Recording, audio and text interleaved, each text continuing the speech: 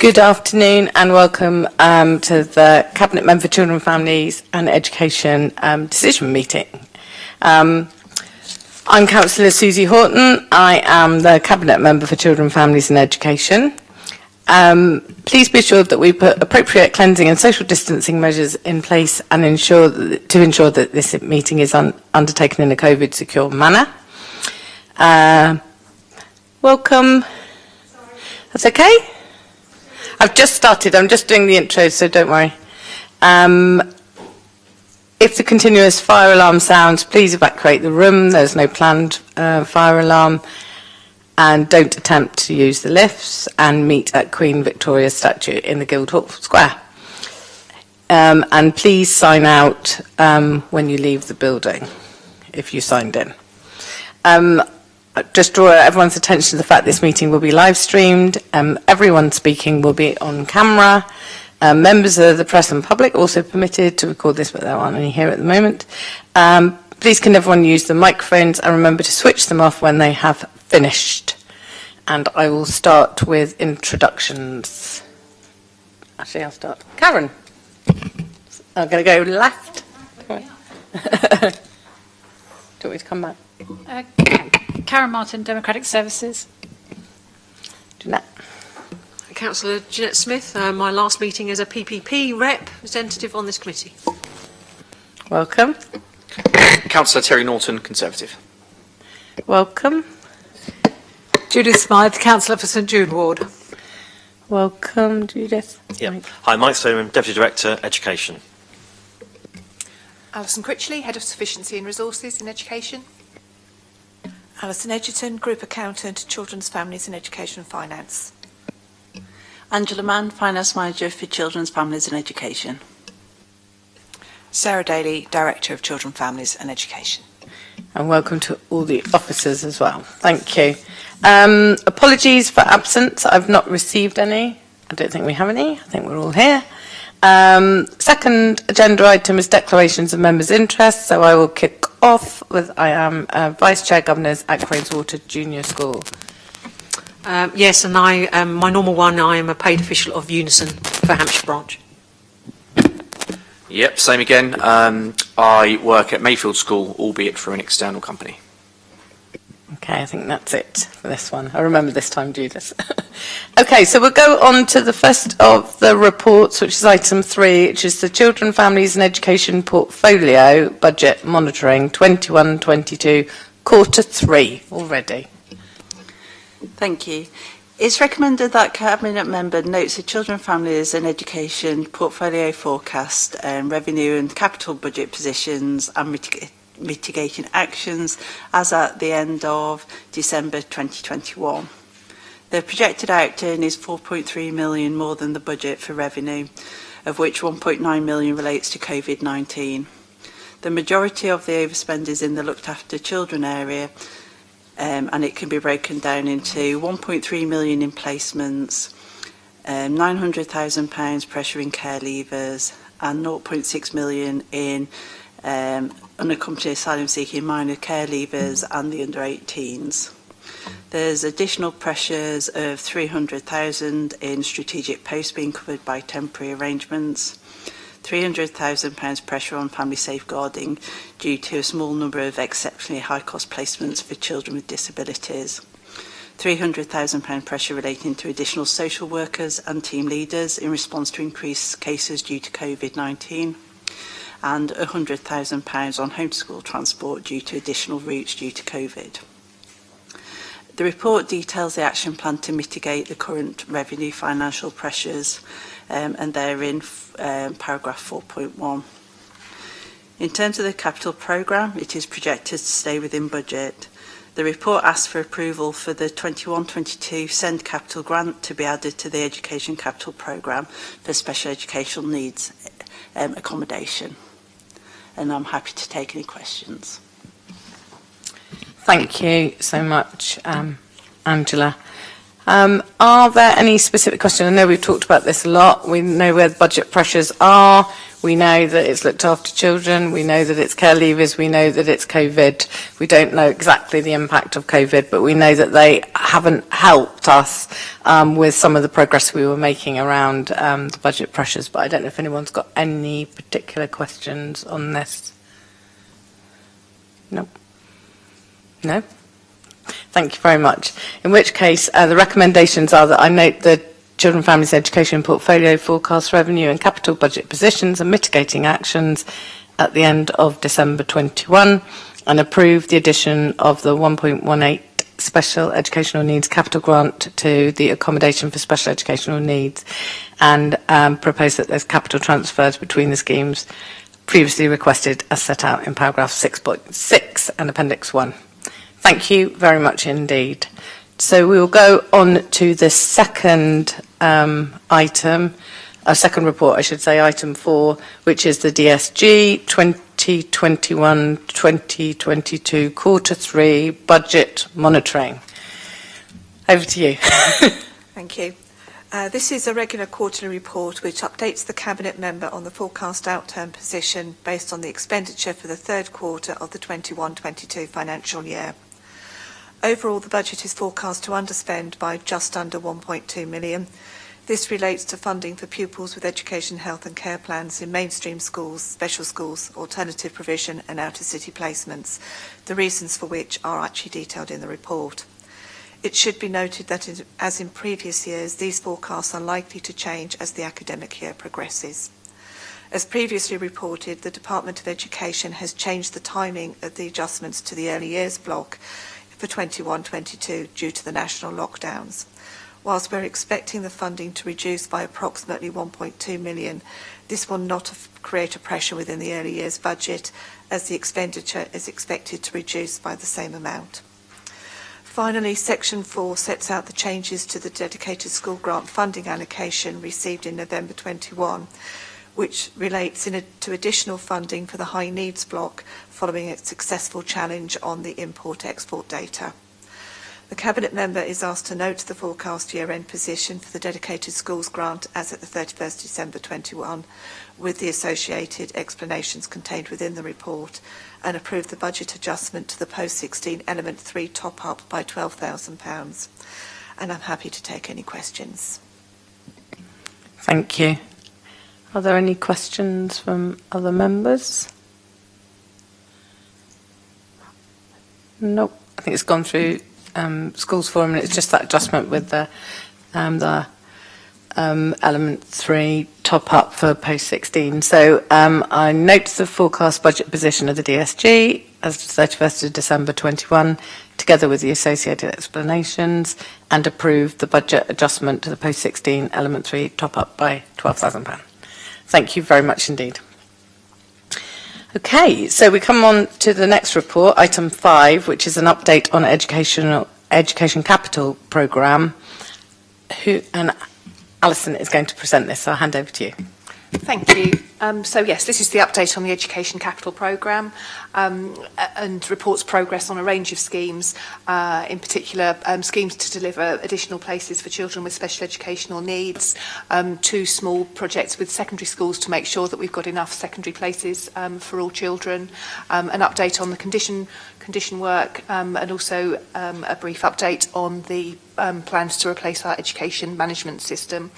The sort of theme across the projects, we're making good progress, but because of the pressures that have been noted in the other reports in terms of increasing costs, particularly of capital projects associated with COVID, Brexit, energy prices, there is a significant upward pressure, and therefore we've had to do quite a lot of work working very closely with schools and MATs to reprofile and in some cases prioritise schemes so that we can do what we need to do to provide sufficient places and work on our priority schemes, with some other things having to be put on the back burner until we know about where there might be some additional funding. So that's the report. Very happy to take questions. Thank you very much. Are there any questions from members? Councillor Smythe. I used to be Chair of Governors at Penhale Infant School, and I just wondered, purely for my curiosity, because I haven't managed to visit recently, where the Inclusion Centre is on the site. It's on the Penhill Road side. So the Penhill Next. Road at the back of the school, there's they've put in a couple of classrooms there. That's where it's located. Is it where the Shore Start Centre used to be, or the early years centre? I don't know. Not It's sure. next to the lantern. It's Yeah. If along you're that looking road- at the you know lantern, you know it's where the Harbour School used to be. Yeah. The provision there on that road, Penhill Road. Yeah, I know. just at the front. Whether it's where the Shore Start provision No, parts, it's I not. don't know. It's not. Yeah. Thank you very much. Yeah. I'll pop up. Have a and look, at yeah. some stage, yes. And what's happening to the Harbour School extension there? Is that remaining? Do you remember at one stage there were some tentative proposals to increase the site to make it a through primary school rather than just Yeah, an that infant was school? kind of all shelved in the end because of other schemes that we were taking forward. And of course, what we did with the Harbour School site was to refurbish that, and that is now the Lantern, a satellite of the Mary Rose Academy, providing specialist school places there for complex SEND and autism. So, so no further plans in terms of an all-through concept. On So that the site. building has been used by the Mary Rose Absolutely, Academy? yeah. Which I was also a governor on. Yes, Thank you very yeah. much. Thank you. Thank you, Judith. In actual fact, it doesn't seem like 5 minutes ago that we were approving that ground floor of what's become the lantern as a temporary measure, an emergency temporary measure. And then actually it's been so successful that last year there's the next floor up, and the next stage of that will be investing further in the building to make it, but it's really worked well. So it's really good. Thank you. Overall, Chair, I'm very glad that site has been retained in educational use. I think it's quite important we don't sort of sell off bits of schools. No, I mean the building's not in great condition, so we will be coming forward with plans to secure the long-term life of that building, which will cost in excess of £1 million, but we think that would represent good value because the provision itself is working really well on that site, and Mary Rose Academy are really pleased the way it's going. Yeah. I hope you'll always do a comparison with building new, because it's a very old school with very old fire escapes and high ceilings and very expensive to heat. So I hope you always... Oh, absolutely, and we've done an option analysis already around that, and we think it does represent very good value. But clearly, when we come forward with the bid, we'll include all that information. Thank you. You want to comment? Yeah, so probably somewhat disconnected to the buildings programme, but I think when we're talking about numbers, it's probably important to highlight. So how confident are we that with numbers in secondary being tight, schools that do feel the need to move children on, exclusions and things like that, are able to do that? If numbers are tight, it would suggest that it's hard for schools to take in various children, but obviously there needs to be a natural movement when children have exhausted their options. Are we confident that that is a process that schools can continue to do? Do you want to take that, Mike? I mean, obviously, no, it's all right. I mean, obviously, we try and avoid exclusions and movement of pupils, but where that happens through the Fair Access Protocol, then with the small numbers we're talking about, yes, there is enough flexibility, and we make sure there is some. It's equitable, so we don't see certain schools taking on more hard-to-pupils than other schools. For example, there is a system in place through the Fair Access Protocol that makes sure that balance is correct. But yes, in terms of sufficiency in places, we're not concerned. Yeah. Thank you. Question. Yeah, my questions are based on 7.3 and 7.4 of the report, and 7.3 says about condition projects for schools expected to use devolved formula capital DFC. What is that, and what's the expected contributions from schools on the agreed contribution of methodology? What is that? And 7.4 factored into the growth fund. I think what I'm concerned about is that schools may get this pot of money, but these projects, especially condition projects and capital projects, are really expensive. So does it cover the costs, basically? I'll answer some of those. So the Devolved Formula Capital Fund, the DFC, is an allocation that's provided by the Department of Education for all state-funded schools. It's based on a formula. The money goes direct to the school. With regards to the contribution policy, what we do is, I haven't actually got the details in front of me to go through it exactly, but it is based on the cost of the project, the size of the school's balances, and it then works on a multiplier to say how much the school will contribute towards the project. With regards to condition projects, they are funded by the local authority, but the school makes a contribution towards that project using the devolved formula capital fund. So it's funding that comes into the school, it's not necessarily from their own funds. So do schools ring fence that money for building? I'm just thinking, when I was Chair of Governors of Milton Park, we had major building works there. We didn't have any money to give to anybody. So I'm not sure that was a good idea, but it might. That's why it's based on the balances. So we look at the school's balances. If their balances are small, when we put them through the formula, they could end up with a zero contribution. But if their balances are large, they would obviously pay more because they've got the balances as well. Just to clarify about the Growth Fund, the Growth Fund is a formula that's agreed through Schools Forum, and it's funded through the DSG. So the funding comes from the DFE to the authority. And again, that's based on a formula depending on the number of additional pupils that go into the school through the sufficiency programme and the increased number on roll. And that will last until the school is full. So if it's a 5-year, like a secondary school, they will get that funding for the full 5 years until the school is full, and the pupils then appear on the census data, and it falls into the normal funding for the school. Thank you very much. Before I just approve the recommendations, I want to place on record my thanks to Alison for doing quite an amazing job with this, because as most people know, Chris Williams is off sick.